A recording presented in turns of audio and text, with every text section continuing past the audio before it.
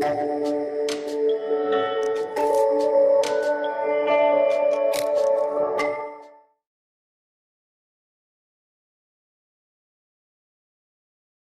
Martin, you were talking last about colonial anthropology, and you said it relied on primitive religion.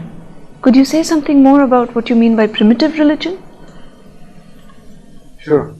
It's of course important to have in mind that there were other concerns, development of family, tribes and clans, they developed different questions and ideas, but primitive religion played an important role in this discussion.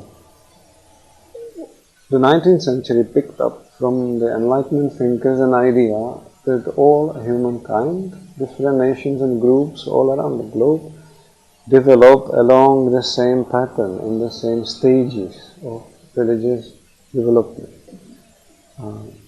I am not going to say that all the theories were exactly describing the stages in the same manner. There were inner disagreements, different points of view, but the main line remained. It's called the evolutionary theories of religion, how religion developed.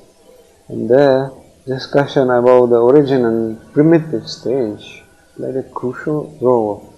One moment is especially pertaining to colonial rule in India and how British thinkers, but also people in East India Company dealt with the issue. This discussion about our primitive forefathers is assuming that these people had not developed rationality well enough. They were guided more by passions, fear, desires, and they were scared of whatever is happening in the world that they couldn't explain.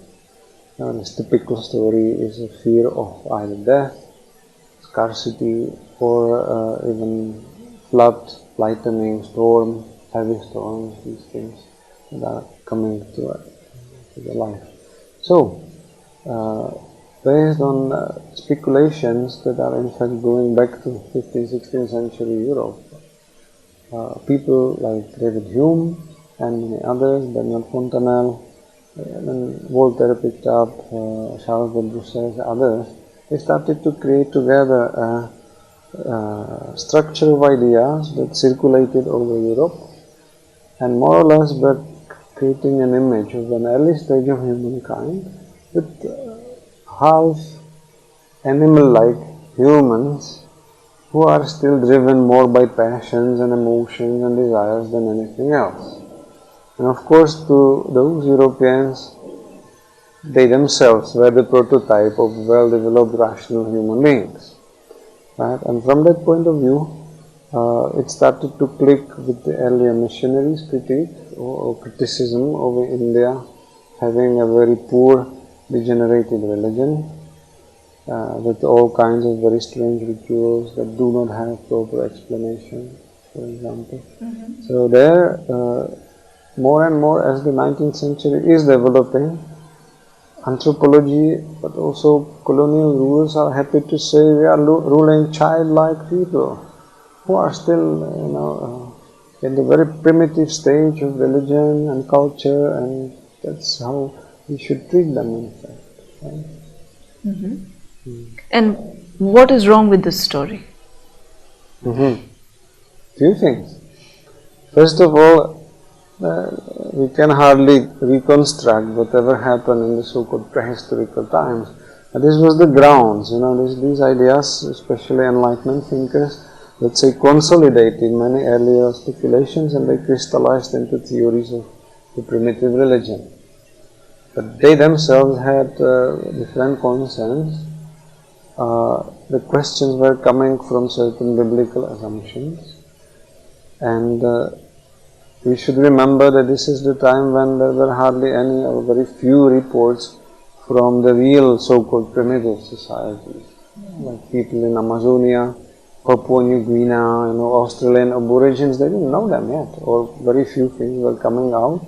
So these were little pieces that they put together. Today's impression about 19th century anthropology might be that they did a lot of field work, a lot of collecting data, and only then they generalize and derive their ideas from this data. It's just not true.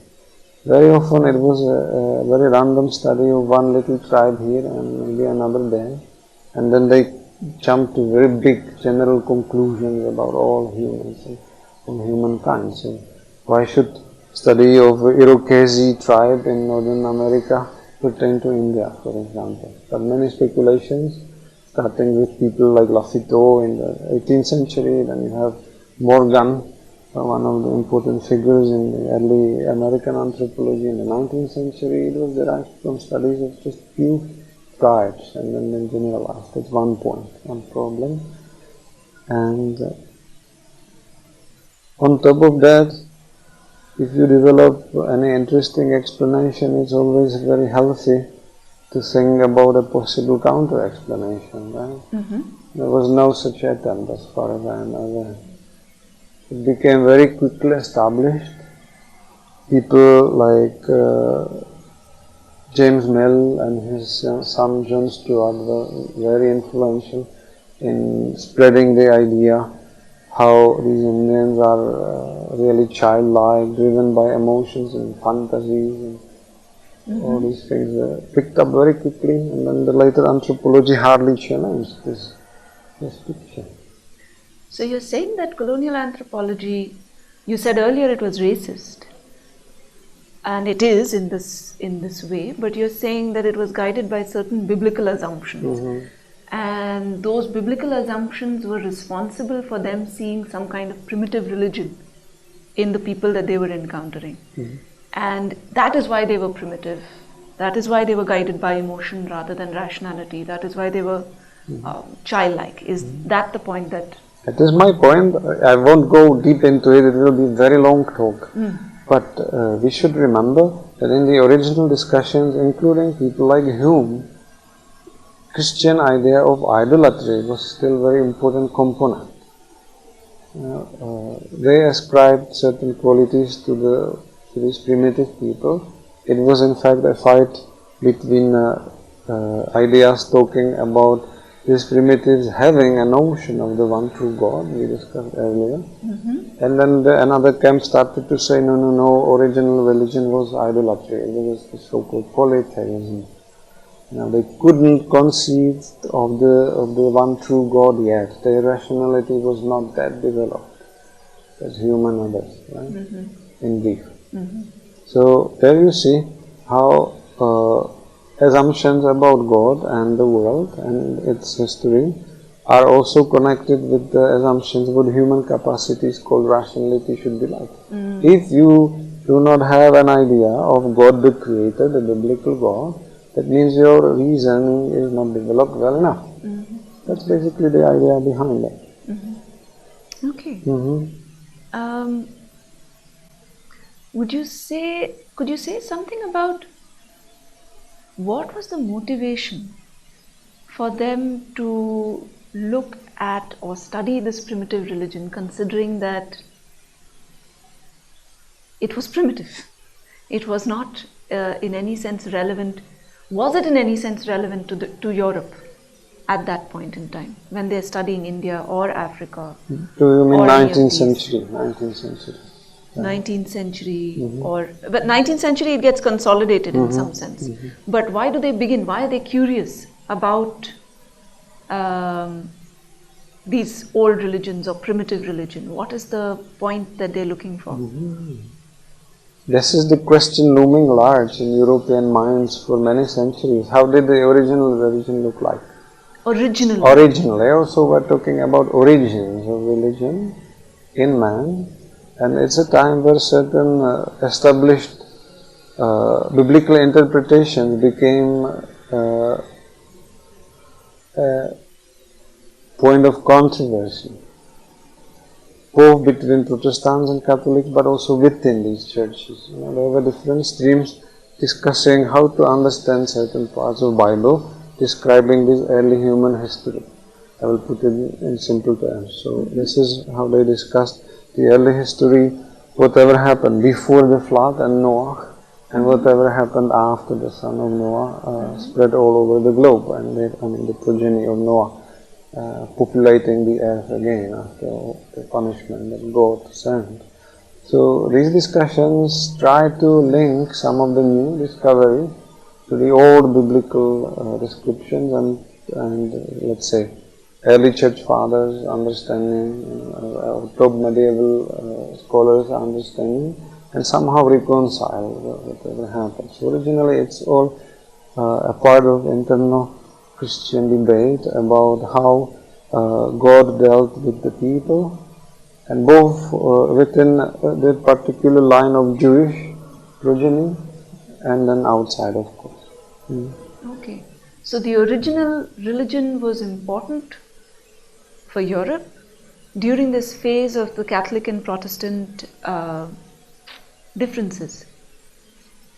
I would say there was one impetus was in a sense research impetus, really curiosity, intellectual curiosity, how it was, how it looked like.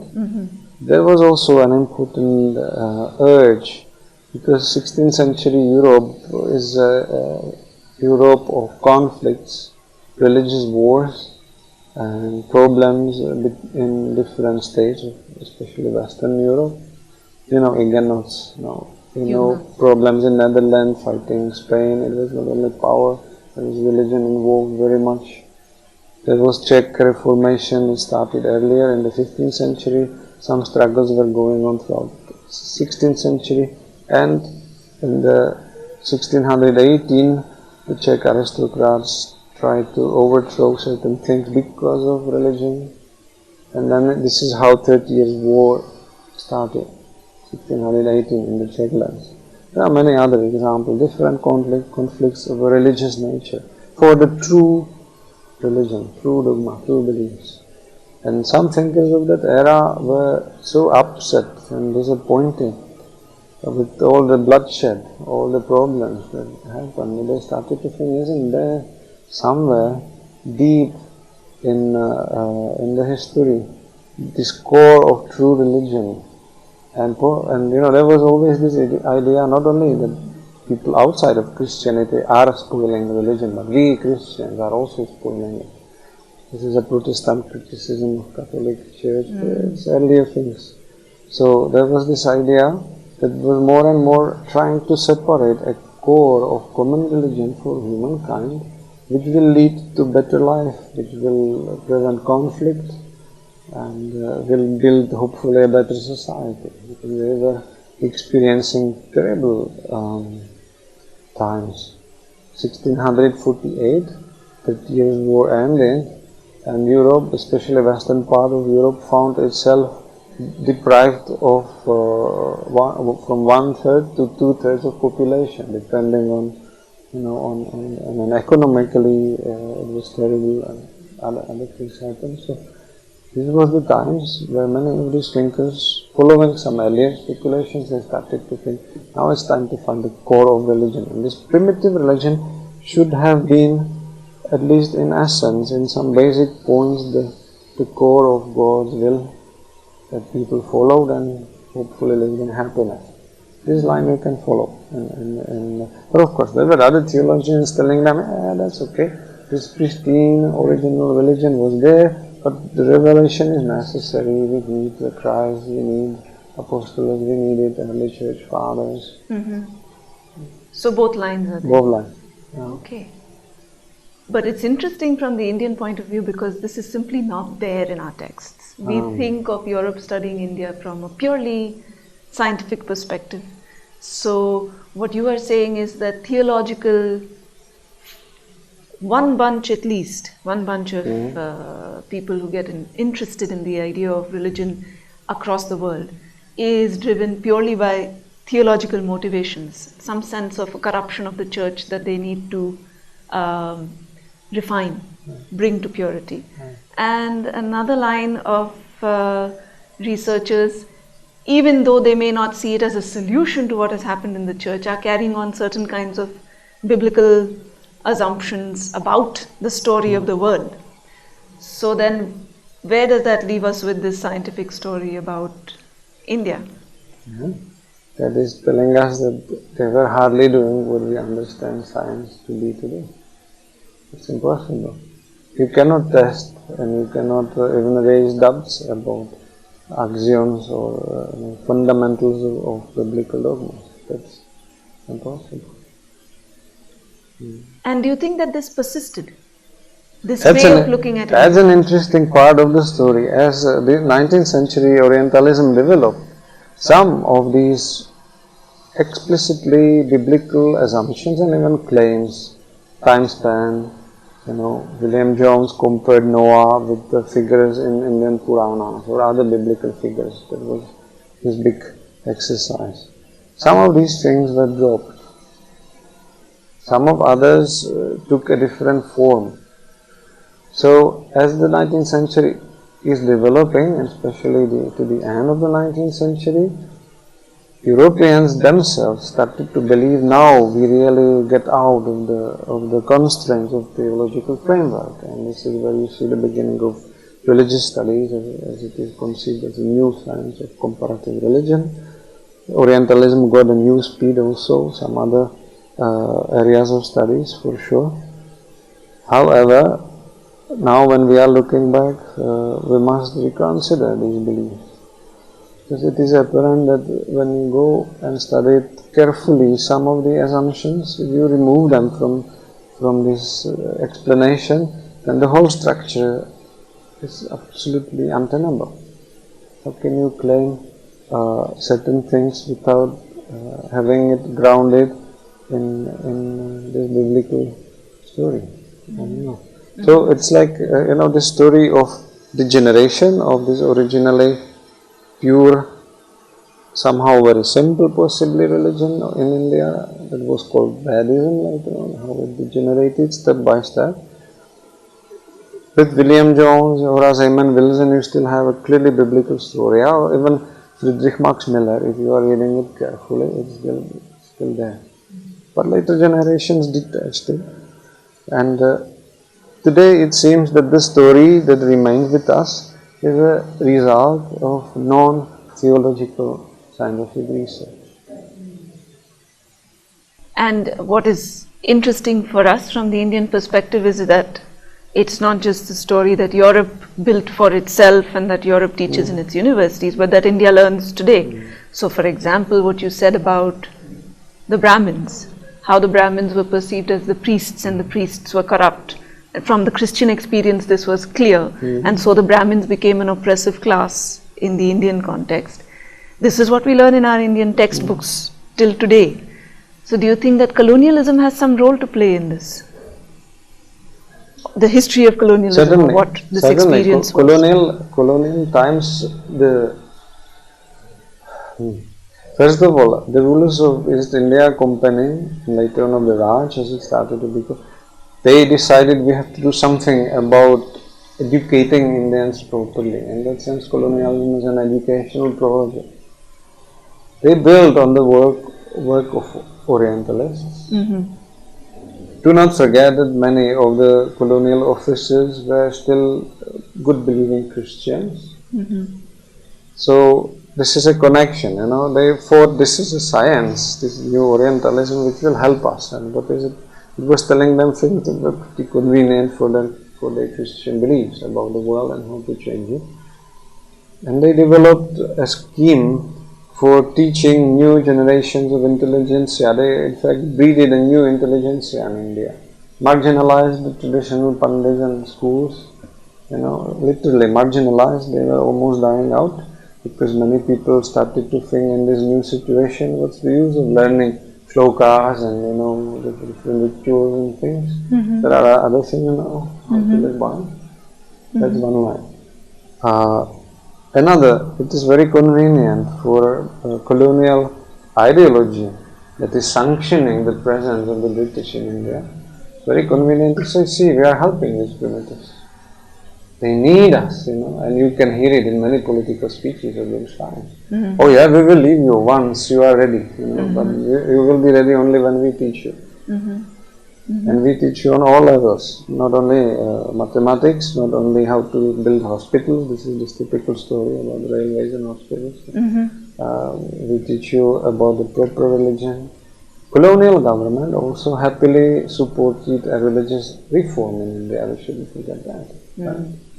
And this was never far from minds of people like Friedrich Max Müller. In his mind, if you can bring India closer to this original Vedic religion, which was monotheistic, pertaining to the true God, in whom Friedrich Max Müller believed as a good Protestant, this will be a good step. What is the next step? Bring Bible in and teach them properly. There are these books from the second half of the 19th century, Christ, the Crown of Hinduism. They have these big hopes. We will help reform India. The direct conversion is not very successful, so let the local reformers, Ram Mohan Rai, Dayananda Saraswati and some others, let them do some good job bringing them to more simple, more monotheistic like religion, which should have been anyway there. Then we will have more success. And just to clarify, the problem that we're pointing out, is it just a problem of one ought not to be superior to somebody else? It's not. Is it about colonial superiority that is the problem, or something else? I think that when we are saying colonial superiority, it's not enough. It's very general talk. So you have to start thinking, what does it really mean? What did it mean for Europeans, British back then? And there several things came together. They were convinced they had the best religion in the world, Protestant form of Christianity mainly. They were convinced they are building the best liberal society in the world, which others should follow. They were convinced we are building the best economical model for the world. Right? And of course, hand in hand with these concerns, also the best system of education and then science and research. It was not disconnected. So, given, of course, some successes that happened in Europe and Britain, but in continental Europe too, they could point to certain successes here and there. And we solved a problem, for example, of the religious conflicts that has been there. Now we have a toleration model. Now these groups are living more or less in peace in Europe. Oh, whereas look, in India, here and there, Muslims are fighting Hindus and this and that. And we should really implement our solution in India, help them. So one of the dimensions is that European solutions to European problems become a universal answer to everybody. General solution. Whereas we really don't know actually what existed or exists in India in terms of these problems, because what we have is the Christian perspective on the study of India. Exactly. So would it be, well, let me say, as a teacher in India and as somebody who has worked with some history as well, what happens is that we often encounter a spirit of hostility towards Europe because of this history of colonialism and because of some sense of exploitation that India seems to have undergone at the hands of Europe. Well, Britain of course, but in general it's also that Europe was a colonial power, so it's identified as Europe that was a colonial colonizer. And this seems to be the moment that frames India-Europe relations, even the pedagogical or the educational relationship that you talk about. I think it persists even till today, the sense that Europe will tell what is right or what is wrong, how you should go about solving the problems. What do you think we should look for in the future? How do you think we should change things? At least one or two areas, so that we can begin to think about a better future for India-Europe relations. That's a huge question, but very good, very important to ask and keep asking today. For several reasons. First of all, at certain level, I think we should accept that frustration, anger that turns into hostility. We should not say, "Oh, go be hostile," but there are good reasons. India had been exploited terribly. Millions of people died. The trade and economical structure that was more or less flourishing during the 18th century destroyed, turned to the interest of Great Britain mainly, but some other European countries benefited as well, as you pointed out. So on a certain level, I think it's as a first step important to acknowledge this is simply what the forefathers did. It happened, and I am stressing it especially because in Britain and America today, you see a new wave of historians. Ferguson is one good example, writing from at least the 90s, who are again becoming what is called the defenders of the empire. Little things were there, little things there, this is wrong, this is wrong. All over it was very beneficial. These kind of discussions won't help. So there should be more serious research, not politically motivated research, serious research about what colonialism is, what it was, what it did, what are the consequences. That's one way I am thinking lately. There are some attempts that are already happening. Second,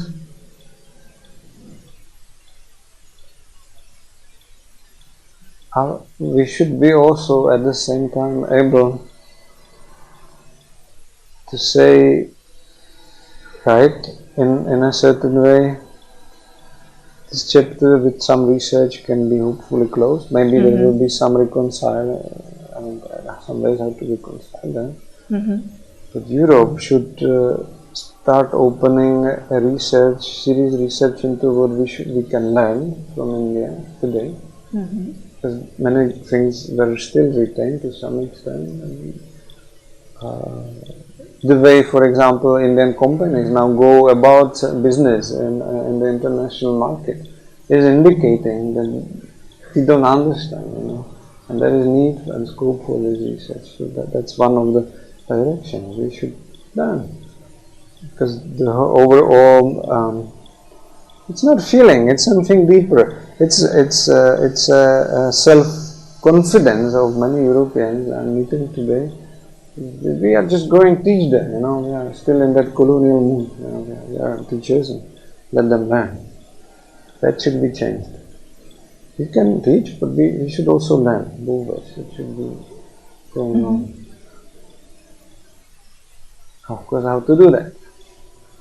I think that our challenge as researchers is to raise interesting questions in different areas of studies and show, for example, here in management, or for example, here in education, your Gurukulas, they were giving a certain interesting aspects of education that possibly were not there in the West. Can we learn something from it? Possible. Let's explore.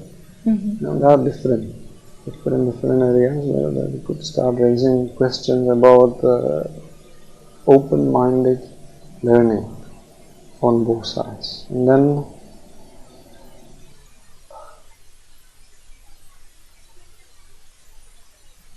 I think that if we do not take each other's existence in this sense seriously, meaning us Europeans learning about what India really is about, which story of Hinduism will not help at all. It didn't help, it's not helping today. Some of the consequences of the story of Hinduism are in fact creating problems. Then we have a huge problem. And India the same, not understanding Europe totally. There will be on both sides lots of bitterness, puzzlement about particular decisions, why they are doing this. We didn't understand, now suddenly they decide this. We don't know why. All these things will happen. So as India is emerging as a new economic and political power in the world, and it's a very strong player, that's clear from all the indicators. And Europe is more and more interested, including my small country, after your president's visit in September. Suddenly Czech India and Chamber of Business awakened. They started to do things. Yeah, no, some things were happening before. I don't blame them. But many things are now eye-opening for our politicians and some important players in business.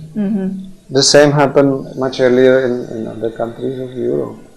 But still, we need more research. We need critically reassess whatever happened before and then try to build alternative explanations. So knowledge partnership Knowledge partnership. for the future. Exactly, knowledge partnership. And I hope even for a political partnership, economical partnership, cultural partnership. Okay. Thank you so much, Martin, for joining us. This was very interesting and definitely very new story for all of us in India. Thank you very much. Thank you very much for having me.